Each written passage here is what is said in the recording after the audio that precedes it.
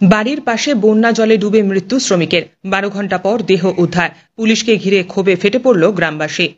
মাছ ধরতে গিয়ে বাড়ির পাশে বন্যা জলে তলিয়ে মৃত্যু হলো এক শ্রমিকের। অভিযোগ, বারবার ফোন করার পরেও সময় মতো এলাকায় পৌঁছয়নি বিপর্যয় মোকাবিলা বাহিনী বা উদ্ধারকারী দল। মৃতের নাম তরুণী মণ্ডল, বয়স 37, বাড়ি হরিশ্চন্দ্রপুরের দোহরা গ্রামে। টানা বৃষ্টিতে নদীর জল ঢুকে পড়ায় ওই এলাকা প্লাবিত। স্থানীয় সূত্রে জানা গিয়েছে, বুধবার সন্ধ্যায় বাড়ির পাশে জমে থাকা জলে মাছ ধরতে গিয়েই তলিয়ে যান ওই তরুণী। তারপর স্থানীয়রা বারবার পুলিশ, বিডিও বা প্রশাসনের অন্যান্য আধিকারিকদের ফোন করলেও রাতভর কেউ ঘটনাস্থলে পৌঁছয় না।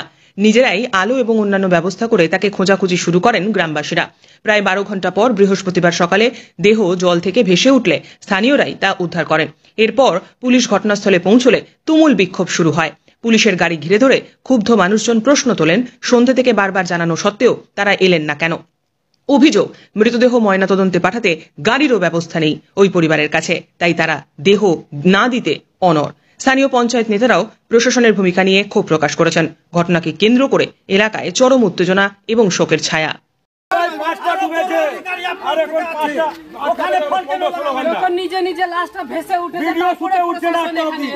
হয়েছিল কি কারণে আজকে বিক্ষোভ করছেন এইভাবে আপনারা? কিভাবে করছি যে কাল 6টার সময় আমার ছেলে ডুবে গেছে পানিতে। কাল 6টার দিকে আমার ওখানে সরকারে যাচ্ছে, এখানে ফোন যাচ্ছে, তো ফোনে তো একবারে তো সরকারের লোক আছে, দেখবে যে লোকটা পেয়েছে লোকটাকে একবার তো আসে দেখলো না। আবার এখন মিলে গেছে লাহাজটা, তো এখন বলছে কি হ্যাঁ আমরা নিয়ে যাবো পোস্টমর্টমে। আমি পোস্টমর্টম আমার ছেলেকে যেতে দিব না, আমার না আমার হাতেও পোস্টমর্টমে আমার ছেলেকে কোনো রকমে যেতে দিব না। কারণে এইভাবে বিক্ষোভ করছেন গ্রামবাসীরা সবাই? বিক্ষোভ করার কারণটা হচ্ছে যে আমাদের গরিব ছেলে একটা একদম নিম্ন গরিব, যেহেতু ও ভেস্টের জায়গাতে বাড়ি করে আছে, ভিন রাজ্যে ছেলেটা কাজ করে, কাজকর্ম নাই এই রাজ্যে। সন্ধ্যা 6টার সময় ছেলেটা ডুবলো জলে। তারপরে আমাদের 2 নম্বর ব্লকের বিডিও, তাকে সাথে সাথে খবর দেওয়া হলো। আমাদের হরিশ্চন্দ্রপুর আইসি, তাকেও খবর দেওয়া হলো। সন্ধ্যা 6টা থেকে নিয়ে এখন ঘড়ির কাটা বোধ হয় 9টা কি 10টা বাজছে, ততক্ষণ প্রশাসনের কোনো হেলদোল নাই। আজকে যদি একটা কোনো কাটমারি হতো তখন প্রশাসনের হেলদোল থাকতো, কিন্তু গরিবের জন্য কিছু নাই। তাই আমরা গ্রামবাসী উদ্যোগ নিয়েছি যে আমাদের বডি আমাদের কাছে থাকবে, আমরা প্রশাসনের কোনো সহযোগিতা নিব না। আমরা নিজের সংস্কৃতির চান্দা টান্দা উঠিয়ে কারণ যে এই 2 নম্বর ব্লকের ভিডিও নাকে তেল দিয়ে ঘুমিয়ে থাকবে। আজকে দেখেন অন ক্যামেরা, দেখেন সামনে যে বাড়িটা কোন জায়গাতে আছে, কি অবস্থায়, যে ওর 3টা বাচ্চা কাচ্চা আছে, তারা কি করে সংসার চালাবে আজকে, সেটুকু এখন চিন্তার বিষয়।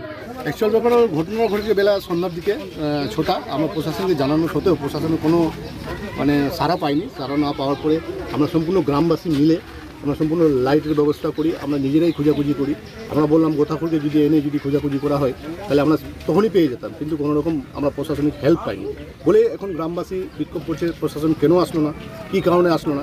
এখন যখন আমরা গ্রামবাসী মিলে বডিটা তুললাম, খুঁজে বের করলাম, তখন প্রশাসন এসে বলছে যে বডিটা নিয়ে যেতে। কিন্তু একজন গরিব মানুষ বডিটা নিয়ে গেলে বডিটার অবস্থা কী হবে? এর বাড়িতে খাওয়ার মতো অবস্থা নেই, নদীতে সরকারি জায়গায় বাড়ি করে রয়েছে।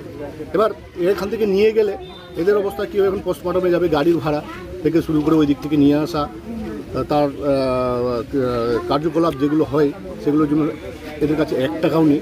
এদের প্রশাসনের কাছে একটাই দাবি, এখন এরা চাইছে বিডিও সাহেবকেও ফোন করা হয়েছে, বিডিও সাহেবের কোনোরকম কোনো পাত করেনি। এই জন্য সম্পূর্ণ গ্রামবাসী হচ্ছে যে প্রশাসন এতক্ষণে কেন আসেন, যখন আমরা নিজে বডিটা তুলে নিয়ে আসলাম তারপরে কেন? পঞ্চায়েতের তরফ থেকে কিভাবে পাশে দাঁড়ানো হবে এই পরিবারের পাশে? অবশ্যই পঞ্চায়েতে যা সম্ভব আমাদের যত রকম সম্ভব, যেমন আর্থিক একটা 2 থেকে 3 হাজার টাকা পাওয়া হয়, ওটাও আমরা দেবো। তারপরে যেহেতু ওর বাড়ি জলের মধ্যে ডুবে গেছে, তার জন্য কিছু কাপড়, পলিথিন, কিছু চাল ডাল, আমরা যেগুলো হেল্প করতে পারি নিজের প্রশাসনের দিক থেকে, পঞ্চায়েতের দিক থেকে আমরা করবো, সেটা অসুবিধা নেই। আমি ওয়াহিদুর রহমান, সুলতাননগর ভূপ্রধান। নাম ওয়াহিদুর রহমান, অঞ্চল চেয়ারম্যান তথা অ্যাক্টিং ভূপ্রধান। নাম মার্জিনা খাতুন ভূপ্রধান,